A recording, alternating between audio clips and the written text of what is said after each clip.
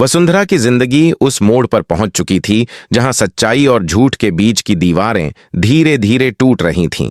6 नवंबर की सुबह शहर में हलचल मची हुई थी, क्योंकि पिछले एपिसोड में वसुंधरा के अचानक गायब हो जाने की खबर ने सबको हिलाकर रख दिया था। पूरा चौहान हाउस देव की तलाश में बेचैन था। कोई नहीं जानता था कि वसुंधरा के साथ आखिर हुआ क्या है। घर के बाहर पुलिस की गाड़ियों का शोर, मीडिया के कैमरे और पड़ोसियों की फुसफुसाहट, सब कुछ मिलकर एक तनावपूर्ण माहौल बना रहे थे। वसुंधरा की मां सुनीता देवी रो रोकर बेहाल थीं। वह लगातार भगवान से प्रार्थना कर रही थीं कि उनकी बेटी सकुशल लौट आए। देव भी बेहद परेशान था। उसकी आंखों में नींद नहीं थी। लेकिन जैसे जैसे घंटे बीतते गए, पुलिस को कुछ ऐसे सबूत मिले जिनसे कहानी ने एक नया मोड़ ले लिया। एसीपी रजत सिंह ने देव को बुलाया और सीधे सवाल किया, देव चौहान, क्या आप बता सकते हैं कि वसुंधरा को आखिरी बार आपने कहां देखा था? देव ने कांपती आवाज में जवाब दिया, सर, कल रात हमने साथ में मंदिर में पूजा की थी। उसके बाद वह घर चली गई थी। फिर अचानक उसका फोन बंद हो गया। एसीपी ने देव की बात को गौर से सुना, फिर अपनी टीम को इशारा किया कि सीसीटीवी फुटेज लाया जाए। जैसे ही फुटेज सामने आया, सब दंग रह गए। उसमें दिखा कि वसुंधरा के पीछे एक काली एसयूवी धीरे धीरे चल रही थी और कुछ ही मिनट बाद वह कार रुकती है और वसुंधरा को उसमें खींच लिया जाता है। लेकिन सबसे बड़ा झटका तब लगा जब फुटेज में एसयूवी के ड्राइवर की झलक दिखाई दी, और वह कोई और नहीं बल्कि देव ही था। पूरा हॉल सन्न रह गया। सुनीता देवी के हाथ से पूजा की माला गिर गई। नहीं, ये झूठ है, मेरा देव ऐसा नहीं कर सकता। लेकिन पुलिस के पास सबूत थे। कार का नंबर देव के नाम पर रजिस्टर्ड था। इसी आधार पर पुलिस ने देव को हिरासत में ले लिया। देव बार बार कहता रहा, मुझ पर झूठा इल्जाम लगाया जा रहा है, मैं वसुंधरा से प्यार करता हूं, मैं उसे कभी नुकसान नहीं पहुंचा सकता। लेकिन पुलिस ने उसे गिरफ्तार कर लिया। मीडिया में खबर फैलते ही सोशल मीडिया पर जॉवन जस्टिस फॉर वसुधा और जॉवन डेव अरेस्टेड ट्रेंड करने लगे। दूसरी तरफ वसुंधरा एक अंधेरे कमरे में बंधी हुई थी। उसकी आंखों पर पट्टी बंधी थी और हाथ रस्सी से कसकर बांधे हुए थे। उसे कुछ समझ नहीं आ रहा था कि उसे किसने और क्यों उठाया। बस एक भारी आवाज उसके कानों में गूंज रही थी, तुम्हें सच्चाई जानने की बहुत जल्दी थी ना वसुंधरा, अब भुगतो। वसुंधरा ने डरते हुए कहा, कौन हो तुम, मुझे जाने दो। लेकिन उस शख्स ने कोई जवाब नहीं दिया। उसने कमरे का दरवाजा जोर से बंद किया और बाहर चला गया।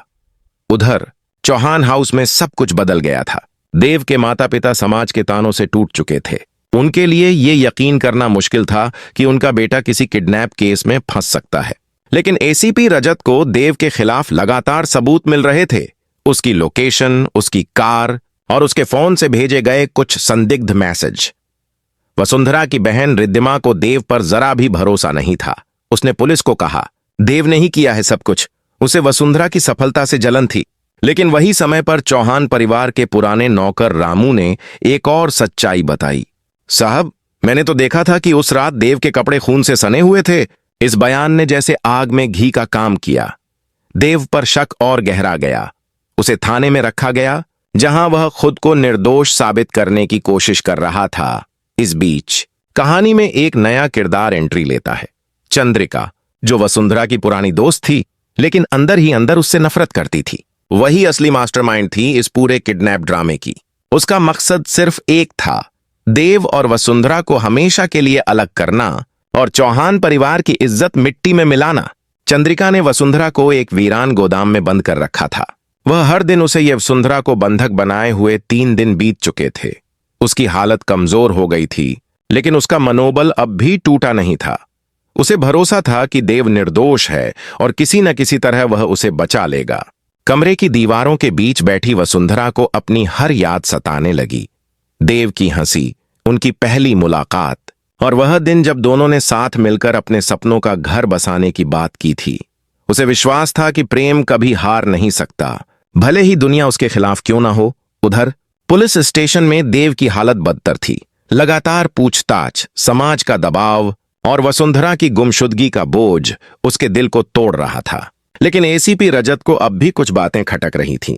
उसने डेव के मोबाइल रिकॉर्ड्स दोबारा चेक किए और पाया कि जिस समय वसुंधरा का किडनैप हुआ, उस वक्त देव का फोन टावर की लोकेशन किसी और इलाके में थी। यानी देव उस वक्त वहां था ही नहीं जहां से वसुंधरा को उठाया गया था। रजत ने अपने असिस्टेंट से कहा, कुछ तो गड़बड़ है, ये केस इतना आसान नहीं जितना दिख रहा है। तभी एक नई रिपोर्ट आई। जिस एसयूवी से वसुंधरा का अपहरण हुआ था उसकी नंबर प्लेट नकली थी। असली कार तो देव की थी, लेकिन नकली नंबर प्लेट किसी और ने बनाई थी, यानी किसी ने जानबूझकर देव को फंसाया था। इधर चंद्रिका अपने प्लान को सफल समझ रही थी। उसने अपने साथी से कहा, अब देव कभी जेल से नहीं निकलेगा और चौहान परिवार की इज्जत खत्म। लेकिन उसे नहीं पता था कि उसके गिराए गए पत्तों का जाल धीरे धीरे खुलने लगा है। एसीपी रजत ने देव की जमानत करवाई और गुप्त रूप से उसे कहा, देव, मुझे लगता है तुम निर्दोष हो। अगर सच में तुमने कुछ नहीं किया तो मेरी मदद करो वसुंधरा को ढूंढने में। देव की आंखों में एक उम्मीद की चमक आई।